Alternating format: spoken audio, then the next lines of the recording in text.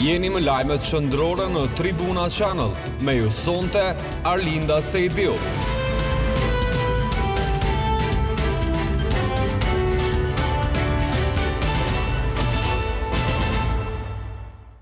Mirëmbrëma të ndëruar shikuesi në edicionin e lajmeve shëndrore në Tribuna Channel. Fillimisht ndjekim titujt kryesor të këtij edicioni informativ. Takohen për riformatim nuk japin emra, mundësia për ndryshimin e qeverisë mbetet e hapur. Zgjedhjet në Drenaz u paraprin në zgjedhjeve tjera, partitë bëhen gati për zgjedhje nacionale në pranverë. Prishtina bëhet e kuqe për 28 nëntor për festën e flamurit, shumë aktivitete në kryeqytet. Shtatori Auksin Hotit ngrihet në Prizren, Hoti cilësohet si njëri ndër personalitetet më të shuara të vendit.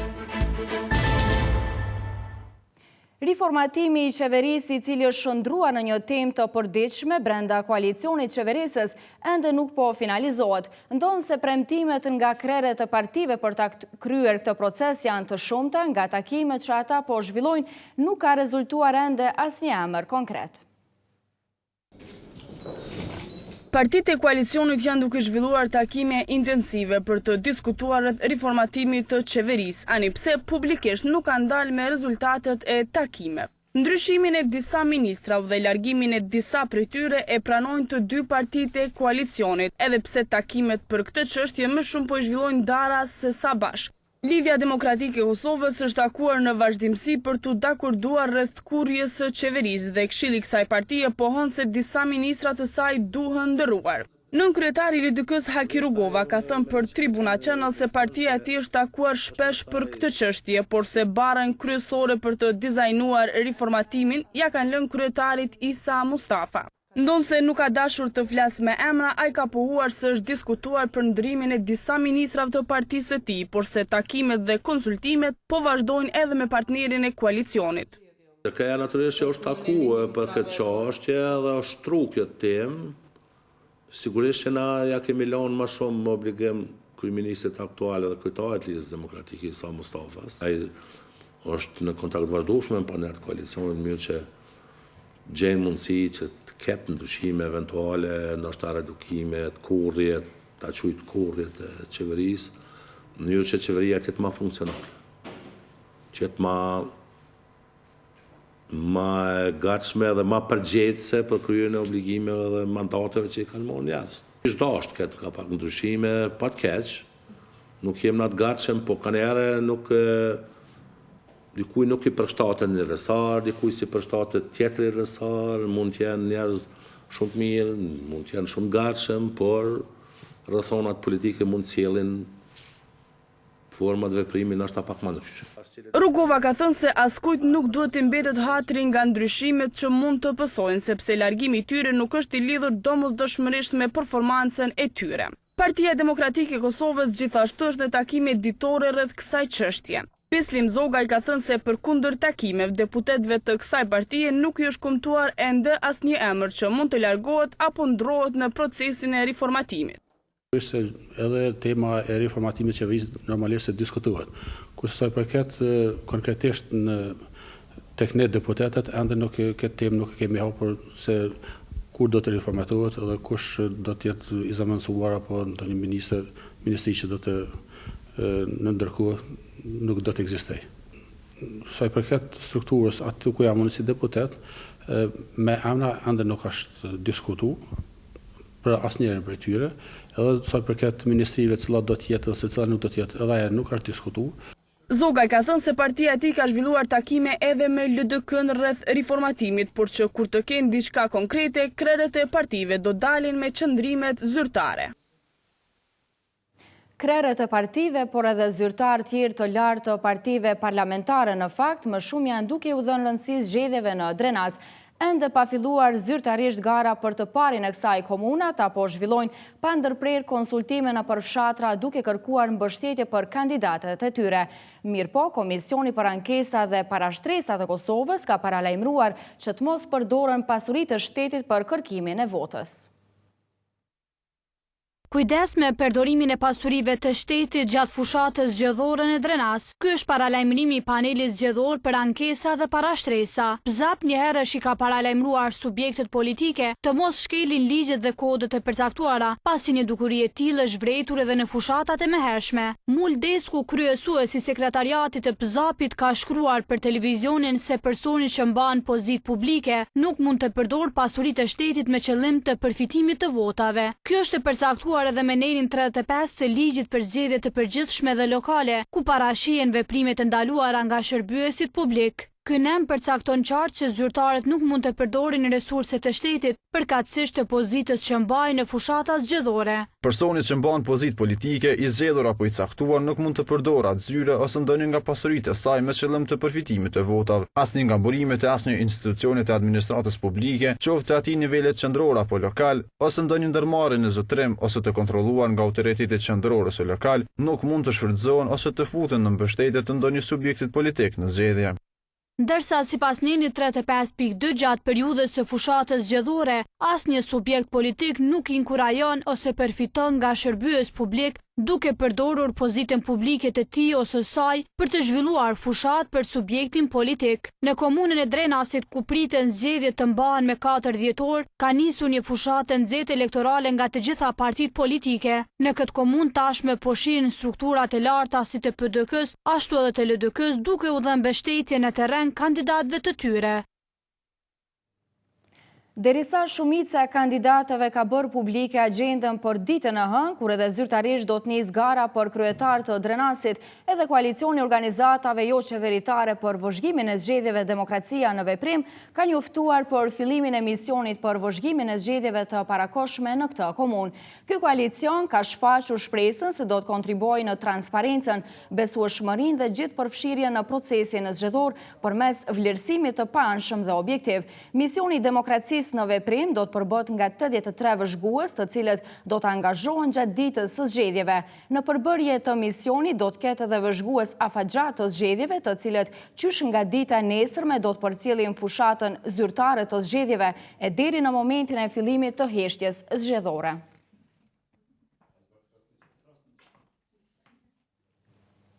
Në kohën kur dita e zgjedhjeve në Drenas po afrohet, po shtohen zërat se vendi mund të shkojë në zgjedhje të parakoshme nacionale, qysh në pranverë. Kush e mbështet këtë opsion e kush jo, mund ta mësojmë në kronikën në vazhdim. Zgjedhjet komunale në Drenas janë afruar, ndërsa nesër edhe zyrtarisht pritet që të fillojë fushata zgjedhore. Derisa KQZ-ja dhe kandidatët e partive politike të kësaj komune janë bërë gati për këto zgjedhje edhe në nivel qendror, ndonse në heshtje po përgatiten për zgjedhje nacionale. Adrian Çollaku, njohës i çështjeve politike, thotë se mungesa e numrave të mjaftueshëm në kuvend për t'i kaluar marrëveshjet të ligjet e rëndësishme, detyrimisht e shtyen vendin që të shkojë në zgjedhje të parakoshme jo më larg se në pranverë. Edhe pse kemi një koalicion prej 2/3, i bie që nuk i kanë votat që ta kalojnë marrëveshje. Dhe në situatat kur kemi një blokad të tillë ose një paralizim të jetës politike, zgjidhja vetme janë pra zgjedhjet të reja dhe shtyra deri në vitin e ardhshëm mendoj që vetëm sa do ta dëmtoj vendin. Na duhet që kjo qeveri ose ky kuvend, këta përfaqësues edhe një herë të nështrojnë votës ose sovranit në mënyrë që ai t'i tregoj se ku faktikisht secili ka vendin. Dhe mendoj që pranvera zgjidhja me ideale që të ketë zgjedhje të reja. Çollaku thotë se zgjedhjet në Drenas janë më rëndësi të veçantë, për shkak se shefi i PDK-s Kadri Veseli duhet të kalojë testën e parë të tij. Pra PDK me gjitha mjetet që i ka, me gjitha kapacitetet, po mundohet që ta fitojë këtë komunë, sepse duan që shefi i tyre realisht të jetë i suksesshëm, do thotë në sfidën e parë. Enis Halimi, kryeshefi i sekretariatit të KQZ-s, thotë se është gjithçka gati për zgjedhjet në Drenas, ndërsa KQZ është e gatshme edhe për zgjedhje nacionale nëse është e nevojshme.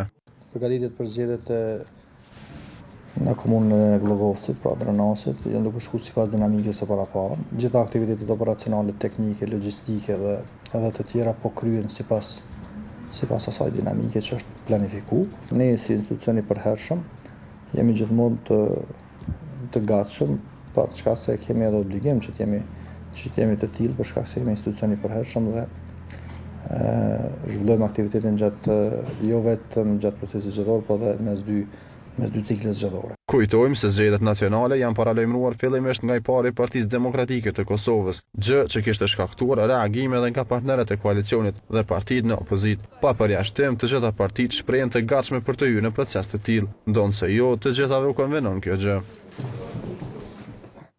Në Bruksel, nesër pritet të vazhdojë dialogu ndërmjet Beogradit dhe Prishtinës.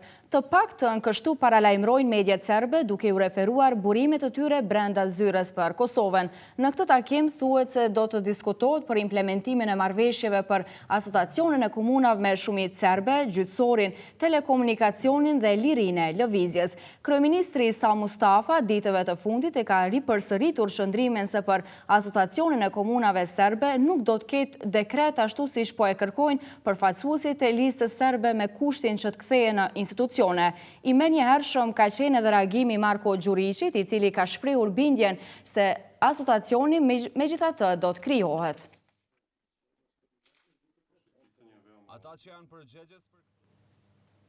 Nesër është festë me rastin e ditës së flamurit në Prishtinë janë organizuar disa aktivitete, ndërkohë qytetarët kanë mendime të ndryshme rreth dekorimit të qytetit me flamuj kuqezi. Sheshjet kryesore të kryeqendrës së Kosovës kanë ndruar ngjyrën në prag të festës së flamurit. Ato tashmë janë bërë të kuqe nga flamujt e shumtë që janë vendosur për nder të 28 nëntorit, ditës së pavarësisë së Shqipërisë. Për këtë ditë, Komuna e Prishtinës do të organizojë edhe aktivitete të ndryshme. Nga ora 10 deri në 16 të hënën do të ketë koncert me muzikë për fëmijë, volle, aktivitete dhe lojra të ndryshme, të cilat i dedikohen ditës së 28 nëntorit. Por sa i përket dekorimit të sheshit, qytetarët kanë mendime të ndryshme. Mungesën e flamujve kombëtar në këtë festë e vren qytetarët. Edhe pse po shoh më pak flamura kombëtare, edhe pse është një festë e flamurit kombëtar, po megjithatë mirë, nuk ka vërejtje. Esabet Demiri theksoi se përveç panajirit Blej Shqep, gjithçka tjetër është e njëjtë si në të kaluarën. Është më mirë, i kanë qitë të varë tregën më shit, gjanat kosovare, shqiptare në përgjithësi, vendore, mami. Ndërsa Samet Miftari tha se kjo festë ka ndryshime të vogla për dallim nga vitet tjera. Me krahasimin e vjetëve, si vjet pak ka ndryshime jo çaq. Këtë vit po festohet 104 vjetori i festës së flamurit. Kjo ditë festohet kudo ku ka shqiptar në forma të ndryshme. Përndryshe, qeveria e Kosovës ka vendosur që si vjet kjo ditë të jetë ditë pushimi. Në vigjilje të festës së flamurit në Prizren është ngrehur një shtatore veprimtari të çështjes kombëtare Ukshin Hoti. Aty pranishëm ishte edhe kryetari i kuvendit Kadri Veseli. Me këtë rast ai tha se Ukshin Hoti ishte njëri ndër personalitetet më të shuara të luftës për liri dhe pavarësi. Me përurimin e shtatorës intelektualit dhe veprimtarit të çështjes kombëtare Ukshin Hoti kanë përfunduar aktivitetet 3 ditore të organizuar në ndërim të veprimtarit i cili vazhdon të jetë i zhdukur nga forcat serbe. Kryetari i kuvendit të Kosovës Kadri Veseli, cili mori pjesë edhe në një akademi të organizuar nga Universiteti Ukshin Hoti në Prizren, e cilësoi të veprimtar si njërin nga personalitetet më të shuara të luftës për liri dhe pavarësi. Do të mbetet deri në fund veprimtari pa kompromis e lëvizjes sonë kombëtare veçanërisht në Kosovë. Ajo është ideologu i lëvizjes sonë kombëtare që me guximin e tij politik dhe mendimin e thellë intelektual frymëzonte këtë lëvizje.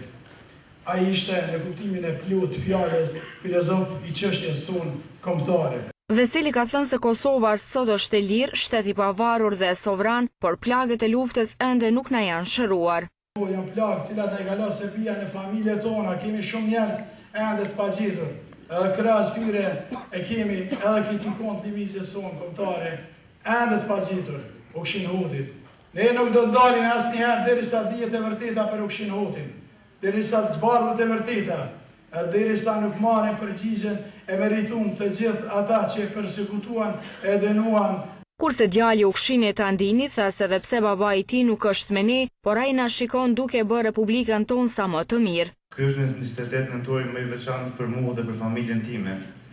Jo vetëm për faktin që kjo shtatore sot vendoset në vendin ku ndjehet krenar çdo qytetar akademik në mesin e studentëve, por edhe për faktin se kjo shtatore vendoset në kryqëzitetin shpirtëror të shqiptarëve, pra në Prizren. Uroj që shtatorja të jetë frymëzim dhe motivim së pari për ju profesorë të nderuar, që pa kursyer asgjë të mbroni interesat e studentëve dhe njëkohësisht të bartni dijen tuaj të këta, ashtu siç u Këshillhoti ka bërë disa herë. Rektori i Universitetit Ramvata i deklaroi se Ukshini ishte emër i veçantë që reduktoi deri në skajshmëri numrin e të ngjashmeve. Pastërtia morale e veprimit shoqëror të profesorit Ukshinit përcaktonte shkallën e angazhimit të sinqertë të përkushtuar të tjerëve rreth tij. Ishte nxjerrës i vullnetit për të lëvizur, për të krijuar dhe për të ndihmuar. Ishte shpalos i demi kulturës sonë për pavarësi dhe si paralajmërues i besueshëm i së ardhmës në të cilën vetë nuk arriti. Kryetari i komunës së Prizrenit Ramadan Muja tha se veprimtaria e tij është një gur themel i lirisë dhe pavarësisë që e gëzojmë së bashku. Ai shtoi se veprimtarët dhe mendjendritur si Ukshinhoti kanë lindur për të mos vdekur kurrë. Pas kësaj akademi është zbuluar shtatorja Ukshinhotit, e cila ka ardhur si iniciativë e studentëve.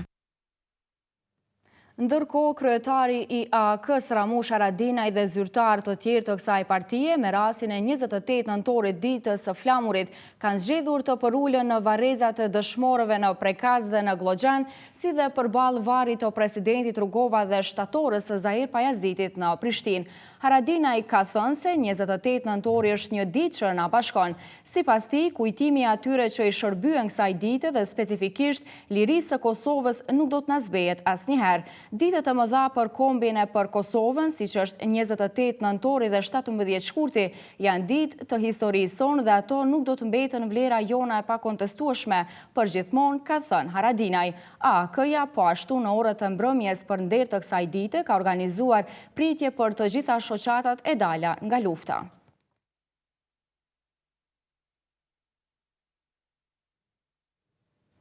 Sheshi Zahir Pajaziti në Prishtinë ishte vendi që mblodhi prodhues të shumt shqiptar në një panajir të organizuar nga Komuna e Prishtinës dhe Ministria e Zhvillimit Ekonomik, Tregtisë dhe Sipërmarrjes së Republikës së Shqipërisë me moton Blej Shqip. Pjesëmarrja e prodhuesve ishte mbi 120. Mbi 120 prodhues nga të gjitha trevat shqiptare po marrin pjesët në panajirin tashmë tradicional Blej Shqip, i cili është hapur sot në sheshin Zahir Pajaziti në Prishtinë. Panajiri organizohet nga Komuna e Prishtinës dhe Ministria e Zhvillimit Ekonomik, Turizmit, Tregtisë dhe Sipërmarrjes së Republikës së Shqipërisë dhe gjatë 3 ditëve. Drejtori planifikimit strategjik dhe zhvillimit të qëndrueshëm në komunën e Prishtinës, Genc Bashota, në hapje të këtij panajiri deklaroi se ky është panajiri i tretë që organizohet dhe i cili është në interesim më të madh nga prodhuesit. Si vjet, sa për informatën e juaj, ka qenë interesimi më i madh i të gjitha viteve paraprake. Kemi 120 prodhues nga Kosova, Shqipëria dhe vise tjera ku jetojnë shqiptarët, që do të thotë që një vendisim i vazhdueshëm është edhe i prodhuesve edhe i konsumatorëve që të këmbejnë produkte kombëtare. Mendoj që aq më shumë sa ne blejmë produktet tona, do të fuqizohem si kombë. Kurse Ministra e Zhvillimit Ekonomik, Turizmit, Tregtisë dhe Sipërmarrjes së Republikës së Shqipërisë, Milva Ekonomi, tha se panajiri është një ngjarje e rëndësishme për pjesëmarrjen në Kosovë dhe Shqipëri që të bashkohen dhe të shikojnë se çfarë produkte bëjnë dhe çfarë mund t'i ofrojnë ata konsumatorëve. Po punojmë bashkërisht për të bërë këtë gjë, regjistrimin si marka, dhe dyta që të marrim në konsiderat që dhe konsumatori ka nevojë të mbrohet në momentin që konsumon një produkt të këtij lloji. Prandaj dhe për këtë po punohet që marrëveshjet tona të rregullohen dhe të jenë të barabarta në fushën e prodhimit të produkteve që janë për eksport. E rëndësishme tjetër është që sa herë që ka një ngjarje si kjo midis Shqipërisë dhe Kosovës, unë kam përshtypjen personale, po pastaj dhe më gjerë se sa kaq, që nuk ka pengesë që e ndal këtë gjë. Gjithmonë do gjehet një zgjidhje dhe kur vihet re një vështirësi e vogël. Ndaj dhe sot, kur vim në këtë panajir, jemi të kënaqur me faktin që për një viti nuk ka asnjë barierë procedurale midis produkteve që janë shkëmbyer Kosovë, Shqipëri apo Shqipëri-Kosovë. Ekonomi tha se beson që Prishtina do të mbetet vend që organizon panajir Blej Shqip, sepse ka dëshmuar që ditë organizoj këtë panajir kaq të rëndësishëm. Sot është krijuar Unioni i Bashkive dhe Komunave Kryesore që drejtohen nga shqiptarët në rajon.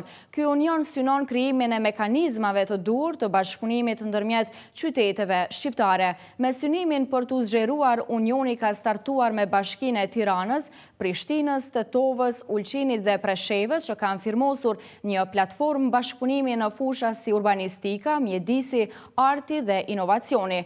Të pesë ne së bashku i shërbejmë rreth 1/3 së popullatës shqiptare në rajon dhe besoj se nëse ngjizim diçka të mirë sot, do të kemi bërë diçka të madhe për kombin ton. Shumë shpejt do të kemi një rrjet të stabilizuar nga ku do të mësojmë prej eksperiencave të njëri tjetrit, ka deklaruar Veliaj. Kryetari i komunës së Prishtinës, Shpend Ahmeti, nga ana e tij ka theksuar se duhen shfrytzuar energjitë për mirëqenien e qytetarëve. Ndërsa kryetaria komunës së Tetovës, Teuta Arifi, theksoi rolin e femrës për ndryshim dhe sukses. Kryetari i Bashkisë së Tiranës i ftoi të pranishmit të ndjekin ceremonitë festive që janë organizuar me rastin e festave të nëntorit në Tiranë.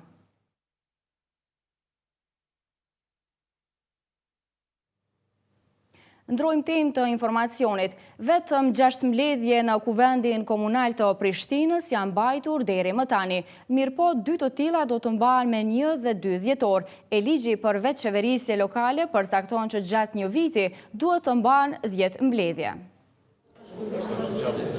Pas 2 muajve mos mbajtje të seancave të Kuvendit Komunal në Prishtinë, 2 të tilla do të mbahen me 1 dhe 2 dhjetor. E deri më tani janë mbajtur vetëm 6, ani pse ligji për veçeverisje lokale përcakton që për një vit duhet të mbahen së paku 10 sosh. Besnik Muçaj nga Instituti Kosovar për Qeverisje Lokale thot për Tribuna Channel se Kuvendi Komunal në Prishtinë nuk është arenë e debateve përmbajtësore, të cilat kanë të bëjnë me vendimet dhe dokumentet, por është kthyer në një instrument të diskutimit politik. Sipas tij, ajo që mund të thuhet tani për tani është se kryeqyteti, Kuvendi Komunal dhe ekzekutivi nuk po funksionojnë.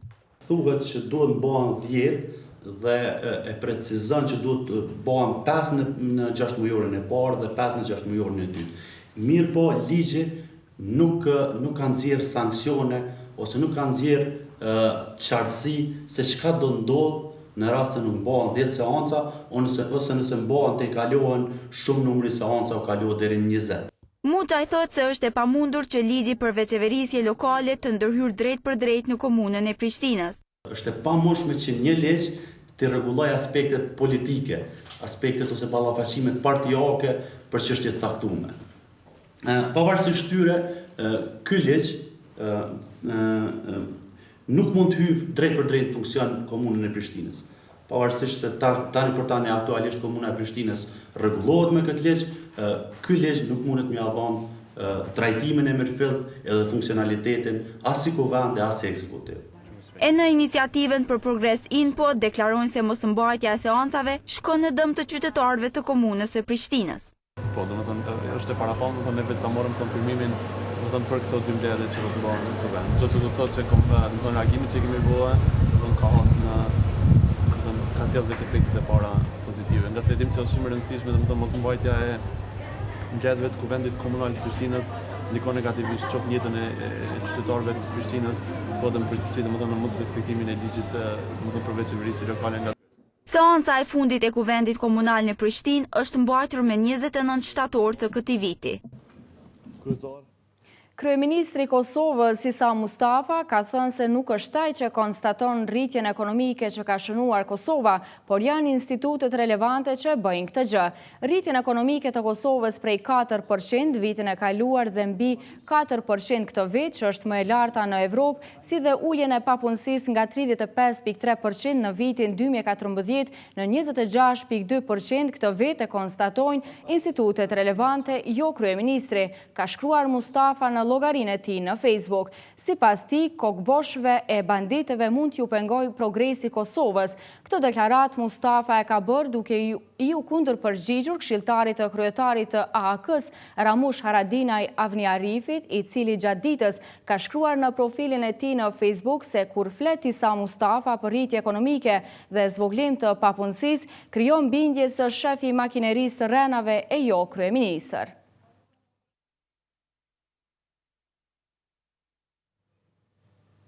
Policia e Kosovës në raportin e saj 24 orësh bën të ditur për disa vdekje, njëra prej tyre në rrethana të dyshimta. Sipas raportit policor, sa i përket aksidenteve në trafik, ka ndodhur gjithsej 8 aksidente me të lënduar, ndërsa për të gjitha ata që nuk kanë respektuar rregullat në komunikacion, policia ka shqiptuar 927 tiketa trafiku.